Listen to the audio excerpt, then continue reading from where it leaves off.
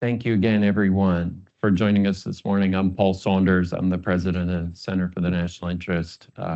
We appreciate all of you coming out on another cold Washington morning to be with us today to talk about negotiating with Moscow. I'm not a believer in long introductions, so I won't really give one. I think everyone understands generally what the issues are and what's going on and why it's important. It'll be much more interesting to listen to our two panelists than to me.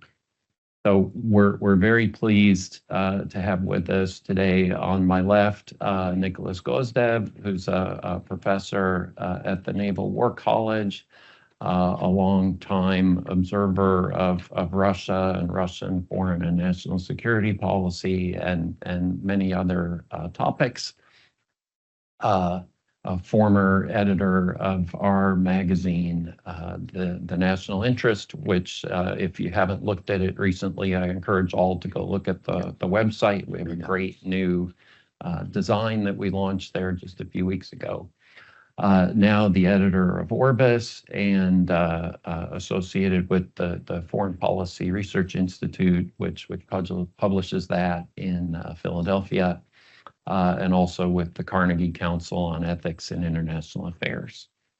And then, of course, to my right, Melinda Haring, who many also know, senior advisor with Razom for Ukraine, a former deputy director of the Eurasia Center, right, at the Atlantic Council, and an editor of Ukraine Watch there, Ukraine Alert, I'm sorry, Ukraine Alert there.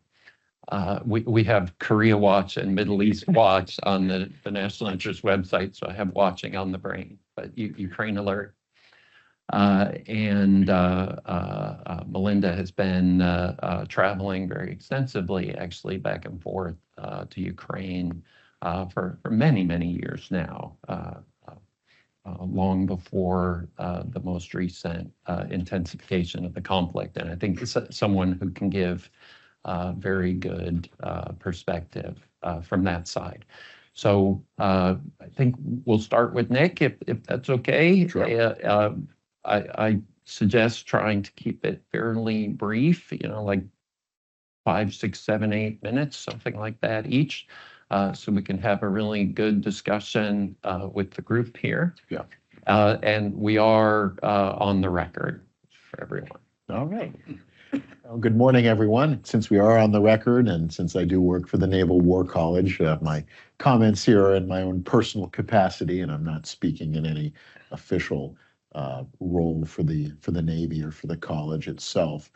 With that, also half jokingly, I have shut off my phone because I don't want to start talking and then get an alert that something has yet again changed. As I think we have all spent the last week sort of seeing what new statements come out, what new announcements come out, what new meetings are held, and it can be a bit disorienting. But even with that reality, there's still some fundamental things at play that I think will be part of this discussion. And let me just throw out these theses for comment and discussion.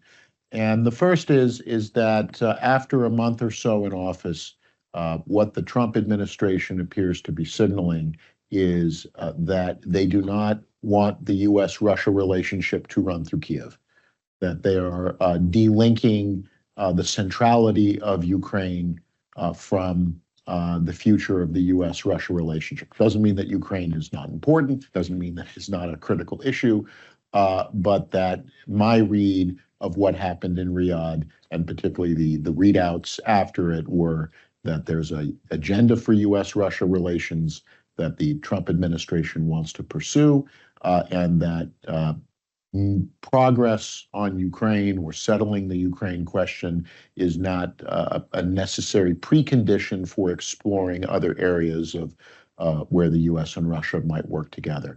And that is pretty significant. because really the sense that you're just going to take this major conflict and now say we're going to set it aside, or at least put a pin in it for a bit and try to work in these other areas is a major departure. Now, whether that's going to succeed, whether or not any of these other initiatives bear fruit, are separate questions. But in and of itself, that is a pretty critical departure.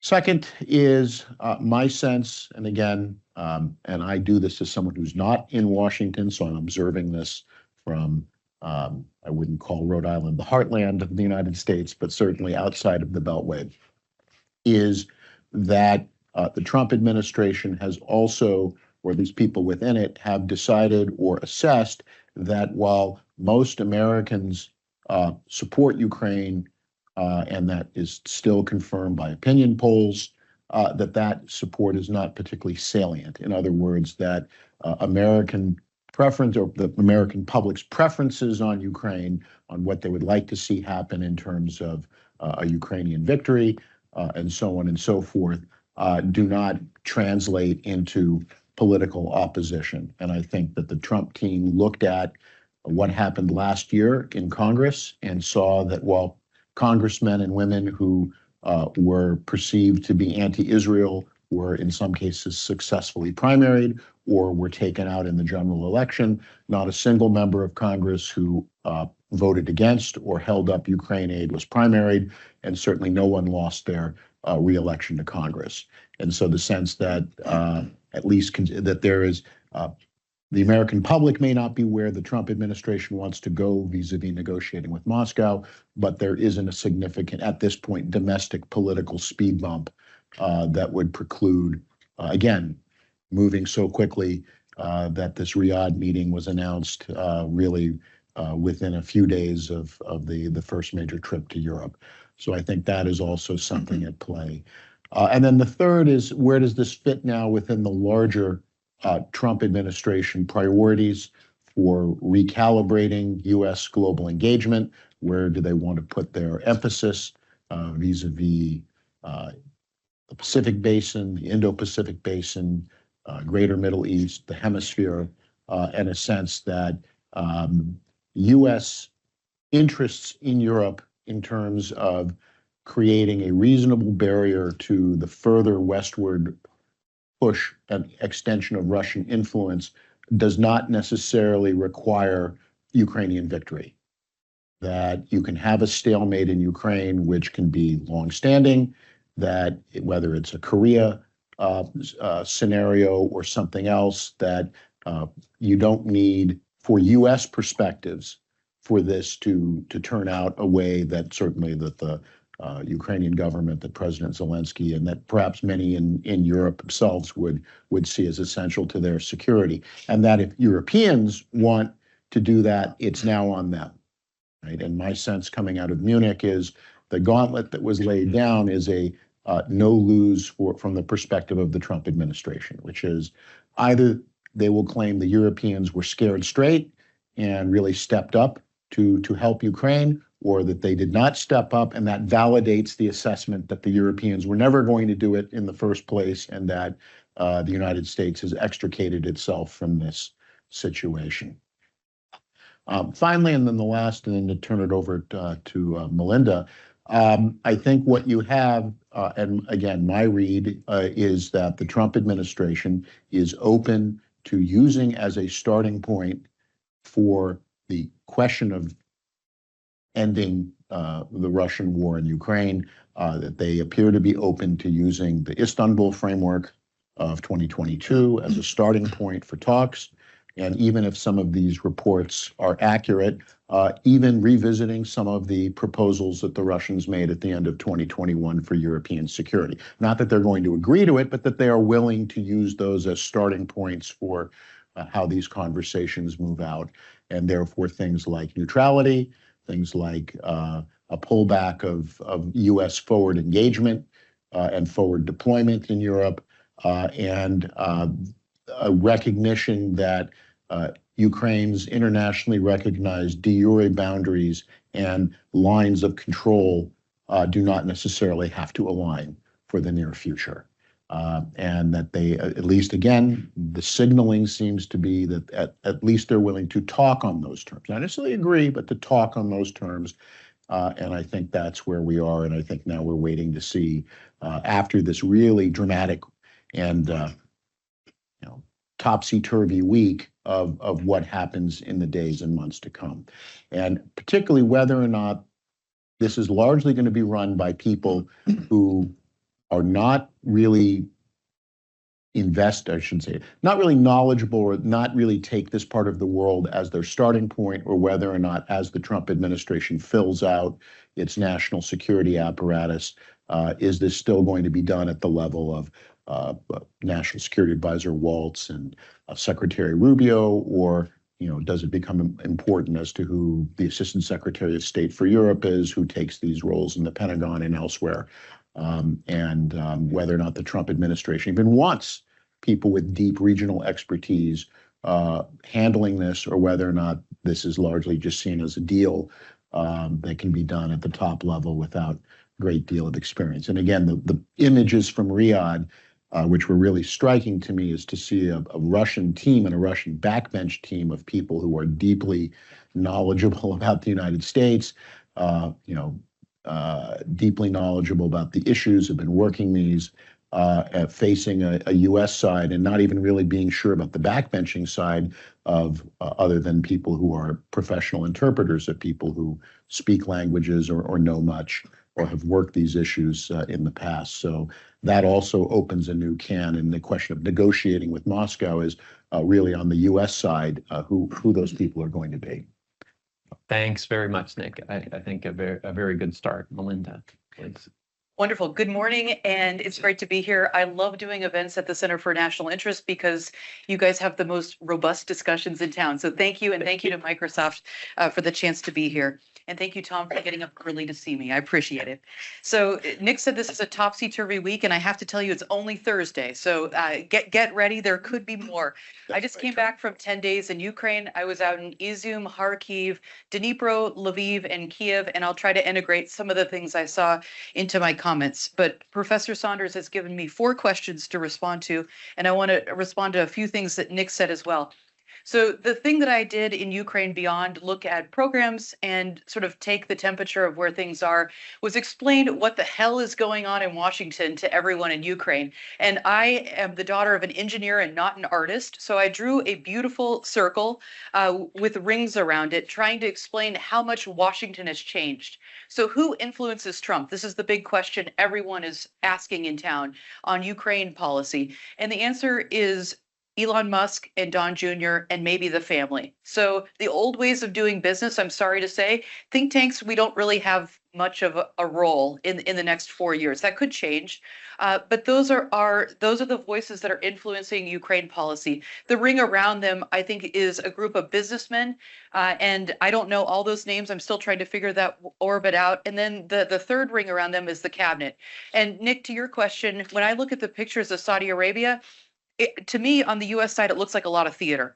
So former Congressman Waltz is a really smart guy, experienced, doesn't know this field very well, and he's learning. He's never negotiated with the Russians. Steve Witkoff is the real negotiator at the table. Witkoff has negotiated with the Russians for about 10 minutes, but he has. He is a good negotiator. If you go back and look at his biography, he has a long history of negotiations. It's in property negotiations, but he's at least been in a skirmish before, so he gives me a little bit of confidence.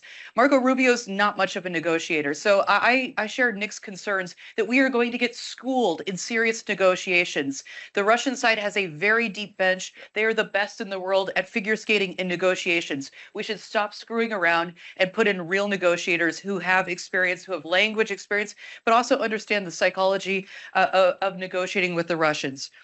I liked Nick's point also. He said that the Trump people are rational. Like, let's stop pretending that they're not. I think this is one of the problems when I look with a little bit of distance at the mistakes that have been made since the inauguration. A lot of Washington is still saying, oh my God, they won. Okay, yeah, they won, but like, they're smart. They've been through this before. They know the processes. And the Trump people, did calculate rationally that there's no consequence, no domestic consequence.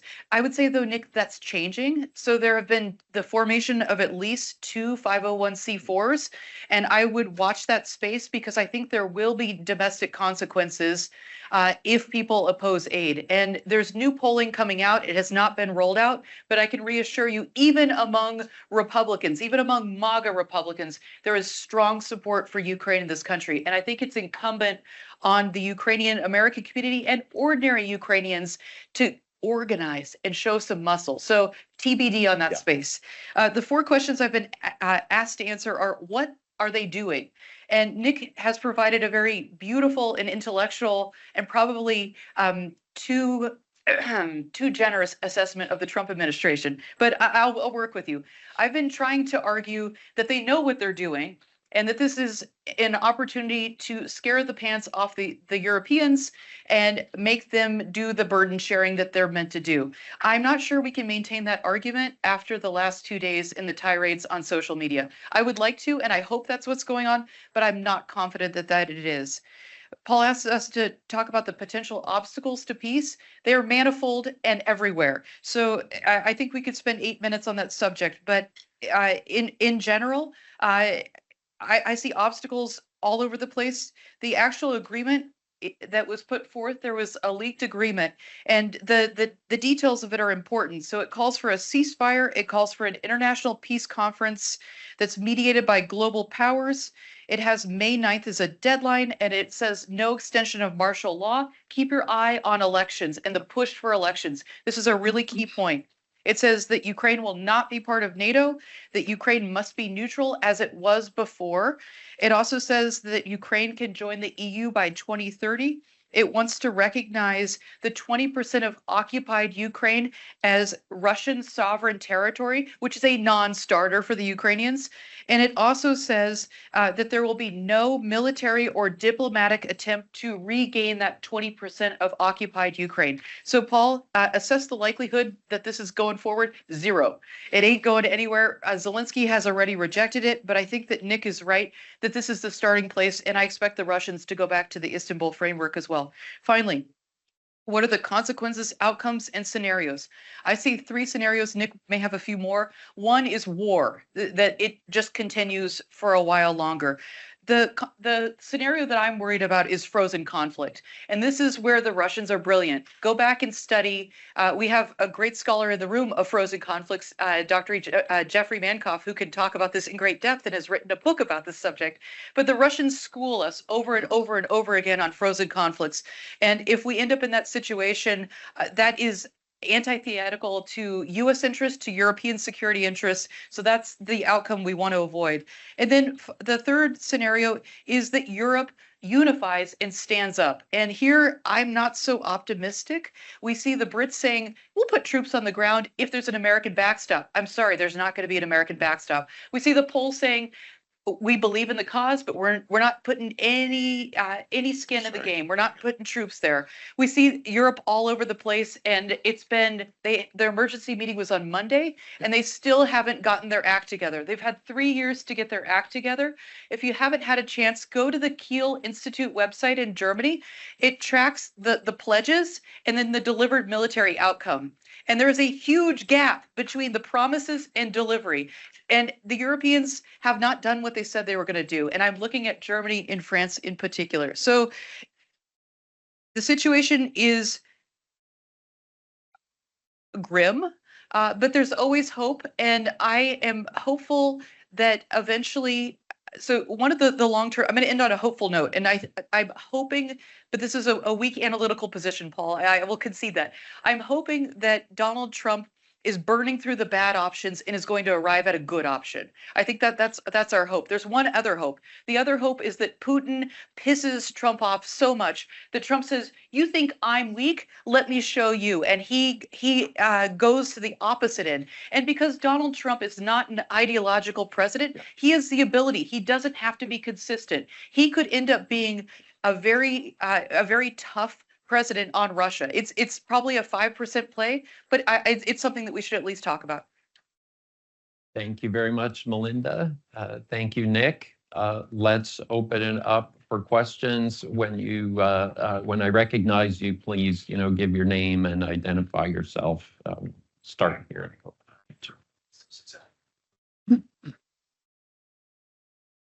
If you were writing if you were writing a memo of advice to President Zelensky, what would be your sort of top 3 things that he should be doing going forward? Want to go first? No, Number 1, don't respond to President Trump's insults. Number 2, don't respond to President Trump's insults. Number 3, don't respond to President Trump's insults. To be serious, I would focus on Europe. I would be focused on, and we see Keith Kellogg in Kiev and working on the European crowd, but I would be spending my time and effort trying to get the Europeans together and figure out what the alternative security architecture is if NATO's off the table. And I would love to hear what Nick says about this. I'm not sure that NATO is off the table, even though Hegseth says it is. There was a backtracking, and given the fluidity of the Trump administration and this lack of ideological firmament, I think it could be. I think it's a low play, but I wouldn't completely cross it off. Would you? No, and I think that speaks to another point, which is that, and it's true for any administration, but for this one in particular, is that, people speak, and are they speaking on their own? Are they speaking because they've already cleared it with the president, or are they speaking because they're not sure what the president's going to do, but they hope maybe he's going to move in that direction? And so, yeah, I mean, just one of the things was and for President Zelensky and for anyone else is, don't take someone, senior person says something and say, well, that's definitive. And precisely also don't take what the president says on social media necessarily at any given point, because I think that point that he's not ideological, he can change, and he's shown in the past he can change on a dime. We saw that with TikTok. TikTok was to be banned until all of a sudden it wasn't to be banned, and in fact was to be celebrated. So that's a key point. I think building in that, but also for what the Ukrainians ought to be doing, I think it was very critical that President Zelensky went to Ankara to really solidify the southern front of the Black Sea. And not to sort of assume that Turkey is just an annex to NATO at large, but that Turkey is an independent player.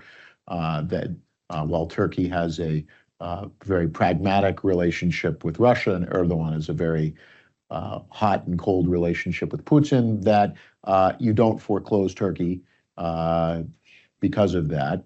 The question of watching that Ukrainian-Chinese meeting as well, that despite Beijing's tilt towards Moscow, China has its own interests, and that it's important for Ukraine not to foreclose those options as well.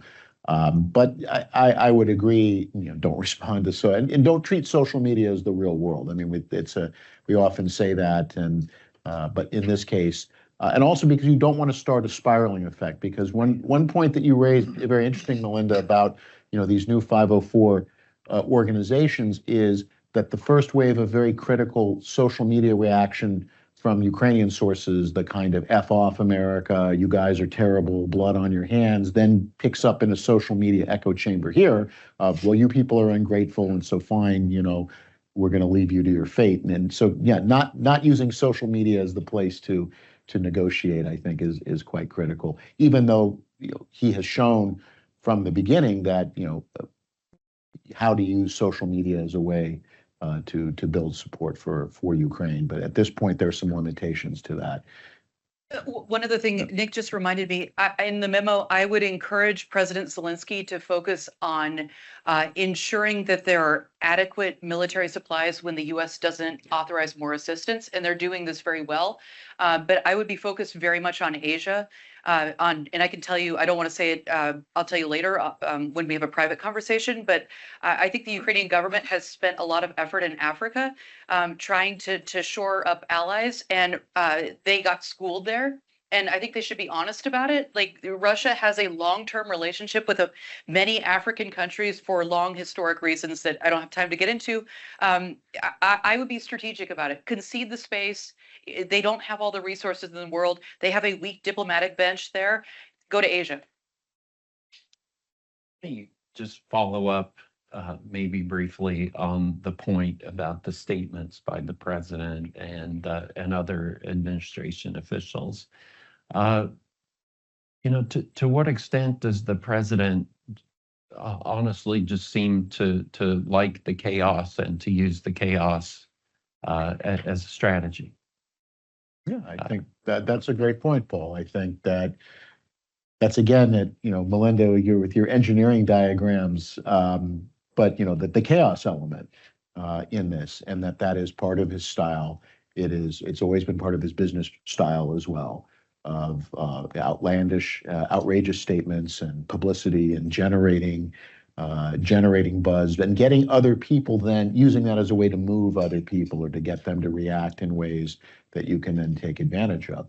And I think again, look, I mean, one of the things I think over the last week is that, and I think that I think this is the president directing people, is, and I think that the vice president using that phrase, a new sheriff in town, is, and this gets to your think tank point, all of the soothing U.S. think tanks we can manage this, he'll grow into the job, he'll become familiar. This is to say, no, this is a new reality, and I'm doing this to make that, to really hit that home, right? I'm going to, throw these outrageous things out on social media, really to say I'm not going to be managed, and this is not going to be business as usual, just with a slightly different veneer. And I think, Melinda, this goes back to your point, though, is that after all the years of warnings, there's still, I think, a reluctance in Western Europe to really admit that this is something different, and they're just waiting for the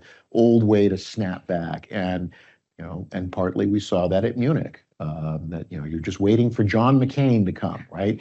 I'm sorry, John McCain, not simply just because he's passed, but there is no John McCain replacement, right? That, well, he'll come and he'll, and they're still waiting. I mean, it's almost like they want, they want him to come out of the time machine and say, well, but John McCain will set everything straight in the transatlantic relationship and with regard to Ukraine and everything else. And I think that this is, he's putting nails into those coffins. Nope, not going to happen.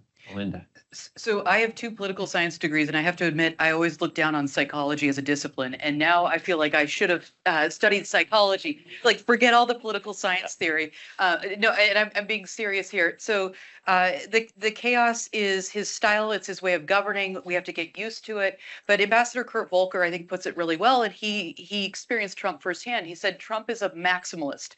When you see his positions, he comes out of the gate with a maximalist position. Don't be thrown off by that.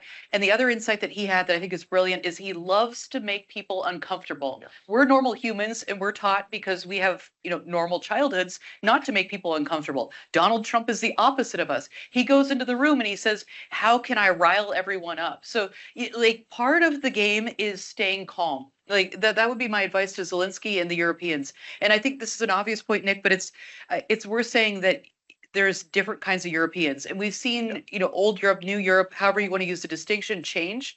The war has changed old Europe. The Nordics have changed dramatically, and they see the world, I think, with new clarity. Just go. Oh, sorry, I know. Just very short. The one thing with Trump, which just reminded me, is that Putin also, this is what makes it interesting, because Putin is that methodical, how can I get the full psychological profile of who I'm dealing with, and how can I needle or find? And so that what makes, given what you chose as your visual for this event, makes it quite interesting to have 2 manipulators, people who are used to manipulating others, now seeing who can manipulate the other better. Let's go to Mark and then to Michelle, and then we'll come over here. Mark Katz, George Mason University. Thank you both. A lot of people, including myself, have worried that a Trump-Putin deal over Ukraine would resemble the Munich 1938 agreement. But it strikes me that what happened in 1938 was that Britain and France make a deal with Germany, and the Czechoslovak government feels it has to go along because it can't fight Germany on its own. I'm just wondering if that's the case here. In other words, sort of, if Putin and Trump make a deal, will the Europeans go along? Maybe yes, maybe no, but the Ukrainians, will they go along, or will they turn it into a guerrilla warfare if in fact the worst happens? It strikes me that people are worried that, Ukraine might become like Afghanistan was for Biden, but I'm wondering if Ukraine might become for Russia what Afghanistan was in the 1980s for the Soviet Union. Because it strikes me you have a lot of people, a lot of arms, and obviously, after World War II, they resisted for many years the reimposition of Soviet rule. And then what happens to Trump's image? In other words, if he makes a deal and his people, his side doesn't go along with it. Anyway. Let's put, by the way, terrorism into that equation too. I mean, terrorism within Russia perpetrated by Ukraine, because we've certainly already seen that Ukraine has a capability to reach into Russia and to do things. Sure. So you've just summarized what you've just summarized the argument that I wish I'd had time to make. So thank you, Mark. The Ukrainians will fight and resist, even if we do not give them another dollar of assistance. And I've been I'm not a military expert, but I play one on TV. And when they ask me how long can it go without additional U.S. assistance, I've been saying 6 to 8 months. I've asked some military experts, they say more like 2 to 3 months. I don't know the answer to that. And this is when I get to say it depends. So with war, the pace of the war depends on how much kit you have and how long you think the war is going to last. So they will slow down the amount of shells that they're using based on the amount of time that they have and based on what they have on the ground. And it's a very complicated process. But the Europeans, I think, are going to step up. The Ukrainians are very smart, and they've been making sure that they have contingencies if this happens. That's all I'm going to say with a microphone on. But I went out to the front. I went out to all kinds of villages very close to the Russian side, and I asked ordinary people, why on earth are you still living here? And these are people who are living in ordinary dachas. They don't make very much money. They could have used all kinds of Western assistance to move to larger cities, to Kharkiv, or to someplace safer like Dnipro. And they said over and over again, this is how we resist. We are going to keep living our lives because we are Ukrainian and we are not afraid and we're not going anywhere. And that was the answer that I got from ordinary people time and time again. And I'll tell one other story. So I went out to Izum, and Izum is in Kharkiv Oblast, which is enormous. I sat in a car and drove through Kharkiv Oblast, and it was snowing. It was really beautiful. But Izum is the city where they found mass graves in 22, and it was more than 440 mass graves. And you go through the cemetery, and the graves are still open, and there's crosses. And that is the image of what Russia wants to do to Ukraine. And in the small village nearby, there's a school, an elementary school, looks like any ordinary elementary school in Russia, Ukraine, Kazakhstan. And there is a grad shell that has gone through and is sitting in the school. The school is unusable. But the interesting part is when you go into the school theater, there are books floor to ceiling, and they're in Russian and Ukrainian. I checked, and they are bundled with plastic bundling. And I asked the teacher what's going on, and they said, well, the Russians held this school, they held this village, and they were planning on burning these textbooks down because they want to destroy Ukrainians' educational system and the future of Ukrainians' children. I said, well, what happened? The books are still here. And the Ukrainians were able to liberate the village before the books were burned up. But that's the image I want you to remember. As we get involved in these complicated negotiations, this is very simple. This is about Ukraine's future and its status as an independent sovereign country. Nick.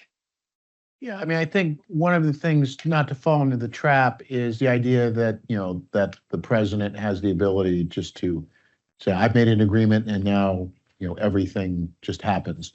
A lot of actors are in play. It's why I don't like the Munich analogies, because Munich was about two countries that didn't want to fulfill their security obligations. They had a treaty, they didn't want to fulfill it, and then they found a way to get out of it and to try to, as you said, strong arm the Czech and Slovaks into going along. That you don't have those conditions today. It changes the nature of what Ukraine can do if it's not getting direct assistance from the U.S. A lot depends. Why I was, Paris was not a good starting point. If that was a real opportunity for the Western and Central Europeans to really make a dramatic move to say that this can continue, but that Europe is not would not be a signatory to this, and therefore wouldn't necessarily feel bound by it. But just simply also that look, Ukraine is not. It still is. It's a middle power. It's not devoid of resources or capacity, and so it's not as if it's a binary that the only options are if the U.S. aids or the whole country is somehow subjugated.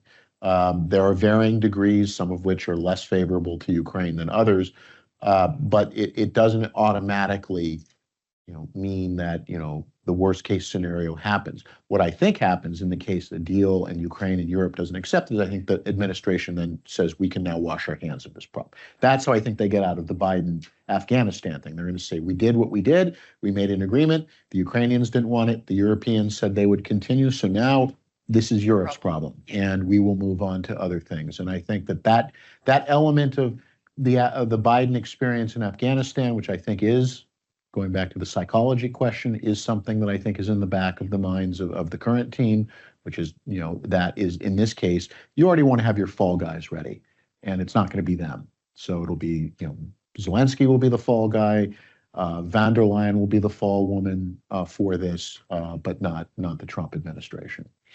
Mark, one other point I forgot to tell you, in terms of military kit, a lot has changed in the last year. So you remember a year ago, the Ukrainians were very shell hungry. It was 8-1, 7-1, 5-1, depending on where you went at the front, Russian to Ukrainian.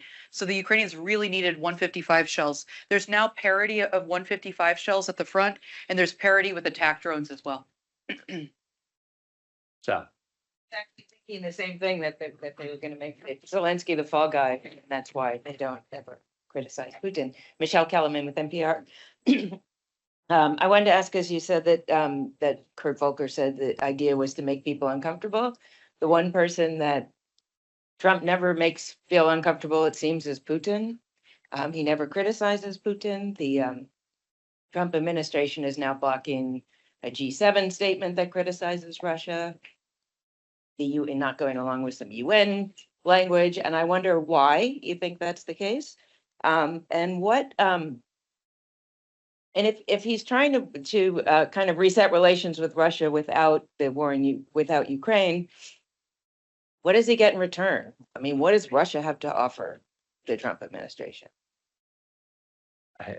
That's certainly a key question.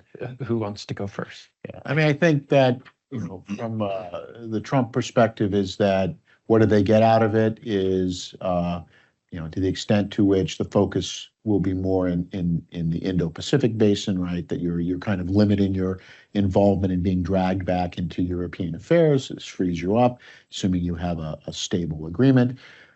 The sense that, and again, Melinda's talking about the different circles, and I think that in the inner and next to inner circles, there is a great deal of, as I read it from the outside, I don't know these people personally or anything, but you try to read what they say, what they post on social media and other things. There is a sense that Europe is the past, Europe is declining. These are people that have sucked, are parasites on America, and that really the future is in other parts of the world, and America kind of needs to refocus itself.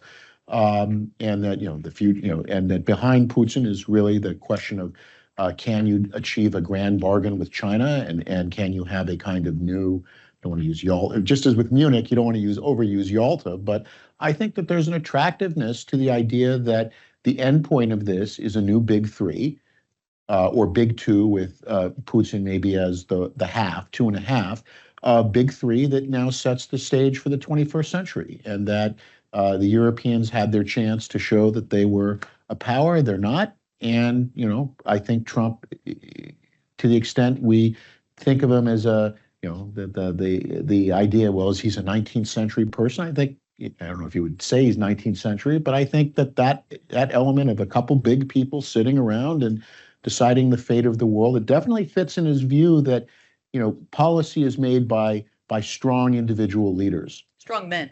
And strong, yes, and strong men. Let's not forget the gendered side of that. And so that, right, Putin he sees as Mohammed bin Salman, also someone he doesn't criticize, right?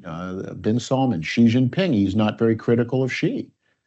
And I think that fits his view that these are the great man theory of world affairs. And so that he sees these are the ones that will, and that he will somehow lead them. He will be, I don't know, Metternich or Talleyrand or whatever, Napoleon.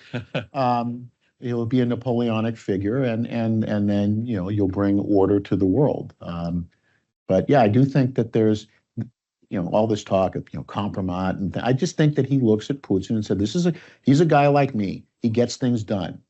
And wouldn't it be nice if, more of my people that cross me mysteriously fall out of windows? Things like that. So I think that's partly why this lack of criticism, as opposed to Brussels, bureaucracy, faceless people, committees, and all of that. And I think that business circle around him, that second circle, is also feeding very much into this. Let me ask Nick a follow-up, if you don't mind, Melinda, and then I'll come to you. But I encourage you to be very brief, because we've got 19 minutes and others with questions.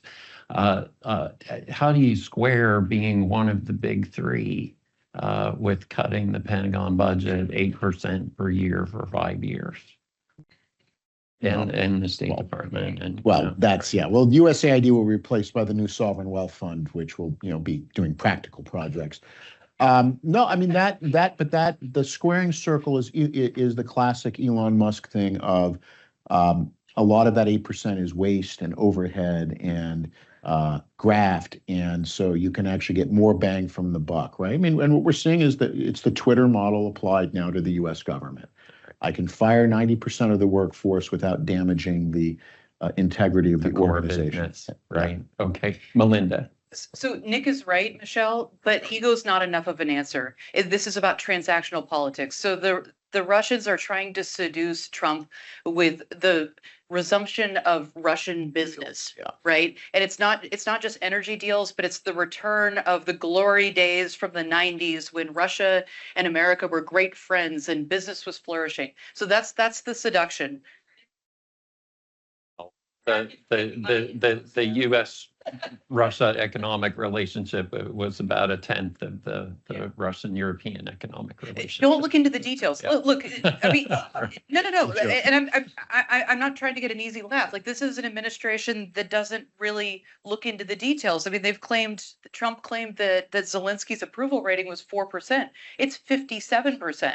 And he's not interested in looking at the numbers. But to cut to your question, why does he not criticize Putin, and he's really taking it out on Zelensky? It has to go back to 2019. And we know that President Trump bears grudges, and he remembers the slights, and he remembers the perfect phone call and Zelensky's insistence, his reluctance to go along with it. So I think that's what we're seeing. And I think that Don Jr. also remembers this, and he reinforces it with his father. Let's come to Eric, and then to Dan, and then over here. We have a real political psychologist. Eric Sorev, George Mason, also head of a lab to study character assassination and reputation politics. Well, brief setup and question. I spoke last 24 hours with a ton, maybe 10 or 12 people, Russian opposition, London, Stockholm, Munich, Israel, you name it. And including 5 o'clock in the morning today. Reaction of them, stunned, in a typical classical psychological recovery, denial first, and then anger. All of them on the margins, in between right wing, left wing, anger. But I tried to soothe them and said, it's time to bargain. And what I said to them, tell me if it's you all give interviews and most of you teach classes. On Monday, should I say this to my students? Listen, well, 3 things that Russian opposition wanted to have. A, stop the war. Second, Ukraine is respected. Third, Putin is humiliated. War will stop. Ukraine is disrespected. Putin is back to the club. But as I said, using statement of Rumsfeld, remember, you go to war not with the army you want to have, but the army you have. Same thing with Mick Jagger. You can't always get what you want. Listen, we stopped the war, and you've seen. Thank you so much for doing this to people with in graves, people just with broken, well, absent amputees with limbs. Kids suffer there. We stopped the war, and just hell with the Putin's reputation, hell with others. Just let's stop the war first, and then we'll see how things are. Can we say this? Is it okay to say, or say no, no, no, no? We stay for principles and we fight until we get what we want. Is that question directed to the Ukrainians or to the Americans? How would it? I give lecture on Monday and have 45 students sitting there as a professor. Is it okay just to simply stop the war and that's it? And then what Ukraine does, we don't care about that.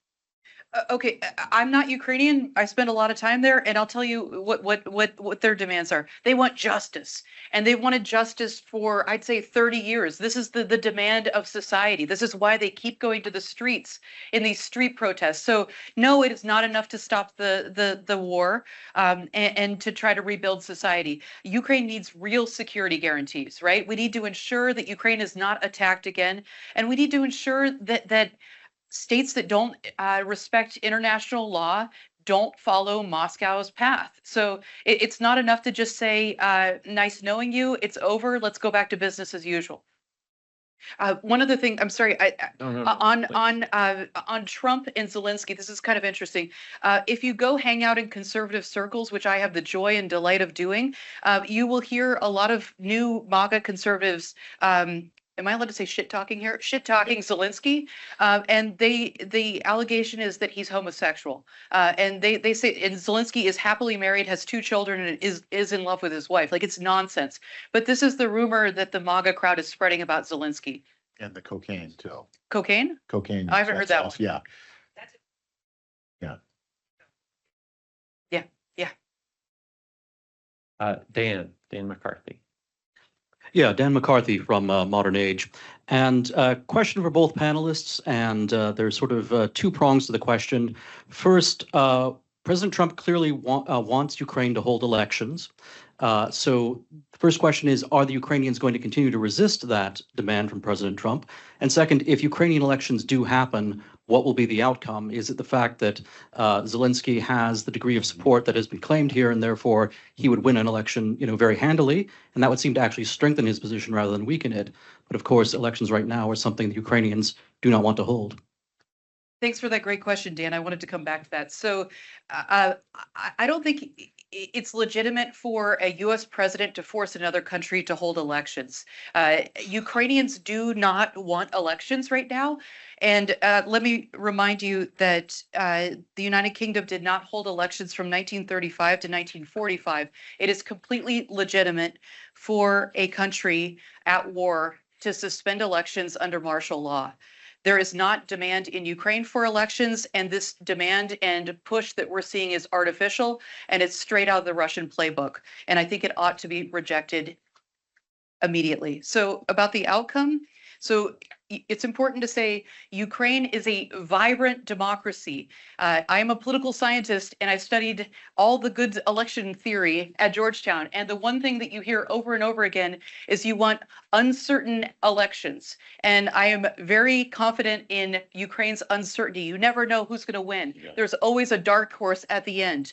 And the elections are always changing. Ukrainians they say they have a deaky democracy. They have a wild democracy. Democracy is alive. And you see that in any campaign when you go there. Right now, if you look at the polling, like if we were going to call an election right now, General Zelensky would probably win. But I can't say that with certainty because we haven't seen, there's too many unknown variables. But to go a little bit deeper, is it possible to hold free and fair elections in Ukraine today? The answer to that is a resounding no. I interviewed the head of the Central Election Commission of Ukraine. I said, how do you do this? And he laughed at me and said, it is impossible. And I said, why? I mean, we could do it with technology, right? And he said, no, there's 6 million Ukrainians living abroad. So getting those 6 million Ukrainians to be able to participate is a no-go. It's just too difficult in terms of technology. The other big problem is the 20% of Ukraine that is occupied. So back in 22, Russia illegally annexed 4 provinces of Ukraine in the east, and they occupy about 20% of Ukraine. You cannot, so that's the big issue. What do you do with that 20%? Do those people get a chance to vote? So Some of them are in Russia, right? I mean, some are in the West, some are in Russia. So People who left those regions. right, but do they get a chance to vote? So the answer is you cannot have free and fair elections. I'm going to be really direct. This demand is nothing other than Vladimir Putin trying to get rid of Volodymyr Zelensky. They have not been subtle about this. They want him dead, and this demand is a clever attempt to try to push him out.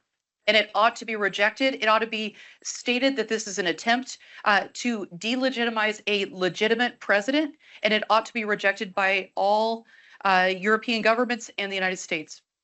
And my point in raising Russia is, I think there are at least tens of thousands and probably more than that, Ukrainians who fled in that direction. And if you try to use sort of technological solutions to get them to vote, that becomes a little bit complicated. We also have an issue too. Russia has a long storied history of election interference. Sure. So even if you use the DIA system, I'm going to use your phone for a minute. So Ukraine has an amazing system called DIA, and your driver's license is on it. If you have a baby, you can register your baby on it. You can if your apartment is hit in a bomb attack, you can register it on your phone. So one of the ideas was, why don't we use the DIA system? Sorry,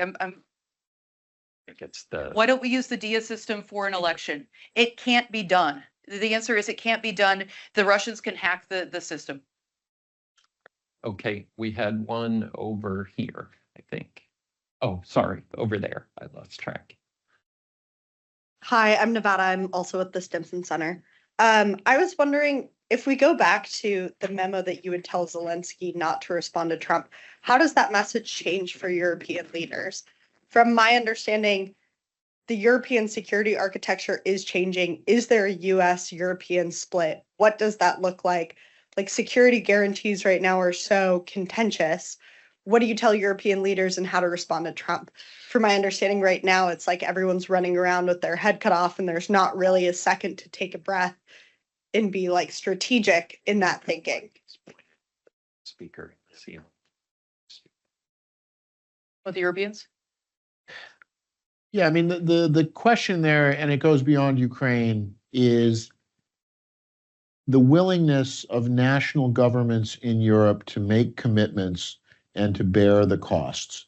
So one of the things that I've been fascinated over the years, and when we look at kind of the Eurasian space, whatever we're calling it now, is 2 paths. One was you have other countries, and Azerbaijan in particular is a great case, also with security issues, where Turkey said, we're going to forge a bilateral relationship. The rest of NATO said, you get into trouble over Azerbaijan, you can't invoke Article 5. The Turks said, fine, we will do this as a bilateral relationship. Ukraine has a number of agreements. They have their agreement with Poland and with Britain, and I don't know what the status of the executive agreement that was reached with Biden. But I think that the Europeans individually, collectively, at the institutional level and at the coalition level, have to decide what are they prepared to do if you say, Britain, you want to put peacekeepers in? Great. It's your nuclear umbrella. It's your security guarantee. You can't call on the rest of NATO. And what we see is this, yes, but. And I think that's kind of where we're at this, is that, well, yes, but you, the United States, you're really going to backstop all of this, aren't you? And, the Secretary of Defense saying, no, we're not. And then European leaders saying, well, we're not sure now. Poland, yes, we're going to do that. Well, but if it's not NATO, are we going to go in? Who's going to take and then, of course, if you deal at the NATO level, it's still a consensus system. You need all 32 countries to agree. If you use the Libya model where all 32 have to agree, but as with Libya, where 16 or so countries in 2011 said, we'll let NATO do this, but we're contributing nothing. And if you, France and Britain get into trouble in Libya, lots of luck, gentlemen, you're on your own. And I think this is actually, Mark, going back to the 38 parallel, it's that we want to give you a guarantee, but really, please don't call us on it, right? And the thinking in the past has been, well, the United States, and this is why I get to the disruption and these messages, is I think because the United States is saying, we want you to do this and do it, but there is no American cavalry. And, that's certainly the position, and we'll see if he gets confirmed. But I mean, that's, been the Bridge Colby position, that Europe has to handle this because the United States cannot be distracted if there's a contingency in the Asia Pacific. So that's, I think, that's where we're at now, is the willingness of individual European countries to put this on the line and to say, we will help Ukraine, even if we're going to incur not just financial costs, we will incur greater costs and risks without necessarily having an American guarantee that the United States will sort of come in and fix everything at the end. And so that is the new element of uncertainty in the transatlantic relationship. There's another one too. The Germans. Yeah. And the outcome of the elections. Yeah. Do you want to say a sentence about that? It's amazing to look at that electoral map and to see how immediately you see that the Federal Republic and the DDR are still in the map of the election, are still perfectly replicated. It's like a ghost image. Look, I mean, if you end up with, as Macron has tried in France, where you cobble together these coalitions to keep out the parties you don't want, it's, then you can't govern, because everyone is in a coalition because they know who they don't want in the coalition, but then they can't agree on what they're going to do. And that will stalemate Germany, because, I don't think that if it's Merz as chancellor, I don't think he'll be able to have a robust policy, because he just simply won't have the support base to do it. And, when it's keeping the AfD out, but to do that, you have to put together a coalition to do it in a way that's not going to agree. And You're not betting on Germany as the European leader on no, Ukraine. not on this. And I don't really know that, for all of this, I don't know that Macron really has a lot of domestic political space. And, I'm sorry for the Brits, but, that's a real case of the lion having a bigger roar than actually having capability. I don't think the British on their own can do much. They don't have the land capability to make a significant intervention. And again, if it's the wink, wink, but the Americans are that, and I think that was really, for all the walking back that Hegseth did, I think the one thing that he didn't walk back was, no wink, wink. Yes, this is a European mission, but really the Americans will. And that was the Libya list. That was, sorry, just to go back. I mean, that, yes, these things from all these years ago, but that was Gates at the end of Libya, his farewell address to NATO.